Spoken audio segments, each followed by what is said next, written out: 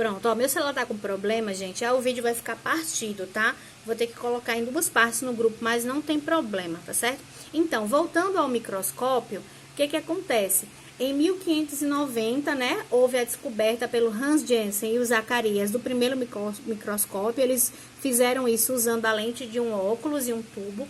Depois, em 1600, 10 anos depois, veio o Van Leeuwenhoek, que ele aperfeiçoou. E depois, muitos cientistas foram estudando e chegaram até o microscópio que a gente tem hoje, né?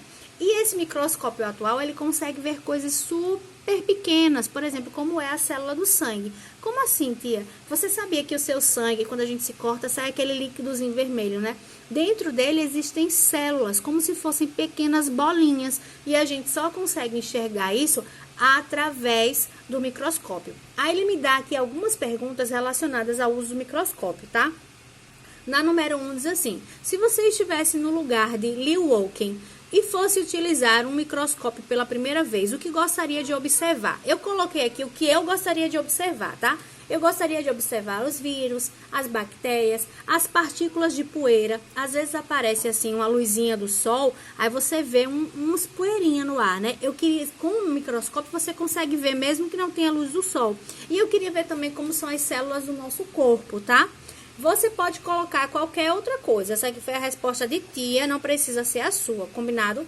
Na número 2, ele diz assim: você já sabe que muitos vírus e bactérias causam doenças em seres humanos, como a gripe. Se antes da invenção do microscópio, esses micro-organismos, será que antes da invenção desses microscópios, as pessoas viam esses organismos, micro-organismos, ou seja, os vírus e as bactérias? Olha, provavelmente não. A verdade é que as pessoas sabiam que ficavam doentes e que era por alguma coisa, mas eles não sabiam o que eram. Até que com o microscópio conseguiram identificar no nosso corpo esses vírus e as bactérias. Foi assim que as pessoas descobriram, por exemplo, como curar a Covid. Como assim, tia? Como curar não, né? Como a vacina pode evitar que se agrave a Covid. O que aconteceu? Uma cientista, usando um microscópio, conseguiu identificar nas células do sangue o vírus da Covid. Ele viu que é diferente. Observe aqui, tá vendo? Isso aqui é como se fosse uma foto de um microscópio lá do seu sangue. Então, eu tenho aqui o seu sangue e eu tenho esses pontinhos azuisinhos, tá vendo? Esses pontinhos azuisinhos são vírus ou bactérias, são corpos estranhos, enquanto que esses vermelhinhos são as células do sangue. Então, foi isso que ela conseguiu identificar. E ela conseguiu perceber que se ela quebrasse esse vírus, se ela conseguisse um antídoto para esse vírus, o vírus ia morrer e não ia se espalhar no corpo. E é justamente o que tem naquela vacina. É um antídoto, uma cura para que o vírus não se espalhe e ele morra, tá? Aí ele diz aqui, ó, observe as imagens. Ela mostra o sangue humano visto por 2 microscópios.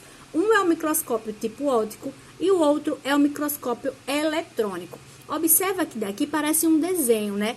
No microscópio eletrônico você consegue ver o formato mesmo das próprias células do sangue. Aí ele diz: se você fosse um pesquisador e quisesse observar o sangue com mais detalhes, qual dos microscópios você escolheria? Olha, qual dessas duas imagens a gente consegue ver mais de perto, como é o formato, como é a cor? É o microscópio eletrônico. Por quê? Porque vemos mais os detalhes da célula, tá? Então, esse microscópio eletrônico, ele é muito mais avançado do que o microscópio óptico. E no quarto, ele diz assim, leia a frase: os cientistas de hoje utilizam os conhecimentos dos cientistas do passado para avançar nos estudos e descobrir cada vez mais. Você concorda com essa frase? Sim, gente. O que acontece é, a gente viu que aqui o Zacarias e o Hans Janssen descobriram uma forma de montar, né, primeiro lá com o cano e com os óculos, né, a lente do óculos, um microscópio. Uma pessoa pegou essa ideia e a aperfeiçoou e já fez melhor. E o microscópio de hoje já é muito mais aperfeiçoado. Então, as pessoas elas vão pegando, sim, ideias uns dos outros, as descobertas que já foram feitas e vão melhorando, né? Melhorando as descobertas, melhorando as vacinas, melhorando os equipamentos, para que a gente possa ter uma saúde muito melhor, tá bom? Então, responde aí, tá aqui a resposta. Qualquer dúvida pode pedir que tia tire uma foto e manda para vocês, combinado? E aí, a gente vai para a página 90 e 91, e na página 90 e 91, ele vem me trazendo que existem alguns instrumentos que a gente usa, algumas coisas que a gente usa no nosso dia a dia, que é cheio de vírus e bactérias e a gente não sabia. E o primeiro deles é, vamos ler comigo. Um estudo descobriu os objetos que mais acumulam bactérias que prejudicam a saúde. Segundo essa pesquisa, o telefone celular é o campeão. Então, o primeiro lugar dos objetos que tem mais vírus e bactérias é o telefone celular. Oxi, tia, por que isso? Porque quando a gente vai para o banheiro, a gente leva. Quando a gente chega da rua com ele, a gente coloca em qualquer lugar. A gente usa a mão na rua, passa a mão em qualquer lugar, pega no telefone. Então, aquele celular ali é cheio de bactérias, cheio de coisas ruins, cheio de sujeira. Quando a gente leva ele lá para o banheirinho para fazer aquele cocôzinho, quando a gente dá descarga, no banheiro fica cheio de partículazinhas, pequenos pedacinhos de cocô. Vocês sabiam? São chamados de cloroformes fecais. E esses pedacinhos de cocô que ficam lá pelo banheiro, eles ficam no nosso celular, porque a gente levou o celular para dentro do banheiro. Então, é muito sujo o celular e a gente tem que ter muito cuidado. Por isso que toda vez que a gente for comer, pegou no celular, lava a mão. Tem que ter cuidado também para estar limpando o nosso celular com álcool, tá? Para ele não ficar sujo, nem ser contaminado, inclusive com o vírus da Covid, tá bom? Outra dica importante, gente, se vocês forem no banheiro, não deixem as escovas de dente de vocês do lado de fora não, tá? Porque essas escovas de dentes podem ficar cheias de cloroformes fecais. Por quê? Quando a gente dá descarga, o cocô ele sai, mas ele se parte e existem partículazinhas pequenininhas que saem junto com aquelas gotículas de água, tá? Por isso que é importante também fazer cocô e quando for dar descarga ou xixi, fechar o vaso, tá certo? Sempre dar descarga com o vaso fechado. Segundo lugar é o controle remoto. Logo depois estão o controle remoto. Porque é no controle remoto que a gente vai comer, pega. A gente sai de algum lugar, pega. Sai do banheiro, esquece de lavar a mão, pega no controle para ligar a televisão. É muito sujo também. E as cédulas do dinheiro. Por quê, tia? Porque esse dinheiro passa de mão em mão. Você já viu, por exemplo, quando alguém vai te dar um troco, lavar a mão para te dar o troco? Não, ela pega com a mão que ela tá. E muitas vezes aquela mão tá suja, tá? Extremamente contaminada. Vamos ler agora o texto que tem por título O Complemento da Vida Saudável e responder às questões relacionadas a isso. E diz assim, cuidar da saúde não é só cuidar do corpo para que ele funcione sem dar defeito, como se fosse uma máquina.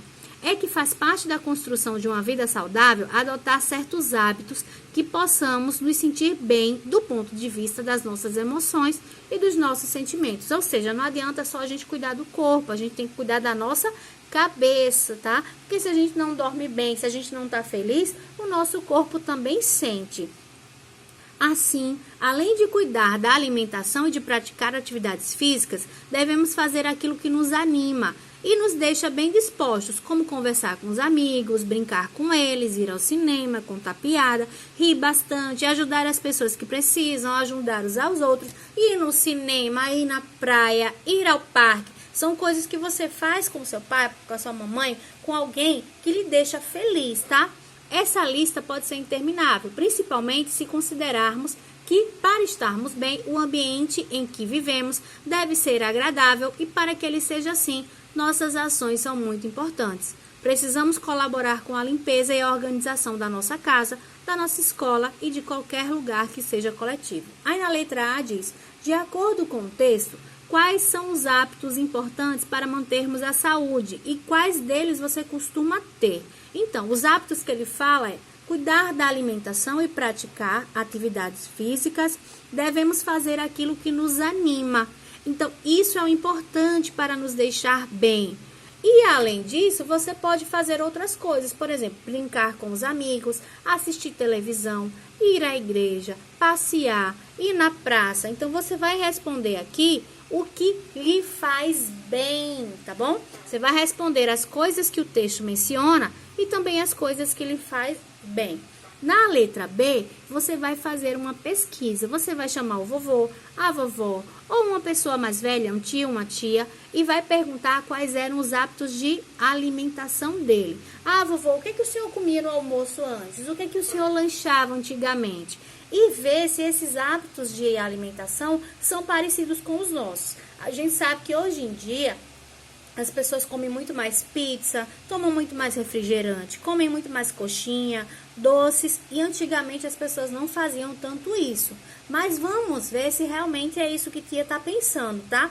E você vai escrever aqui embaixo um textinho dizendo: meu avô ou minha avó comia mais isso, isso e isso, enquanto que eu como isso, isso e isso.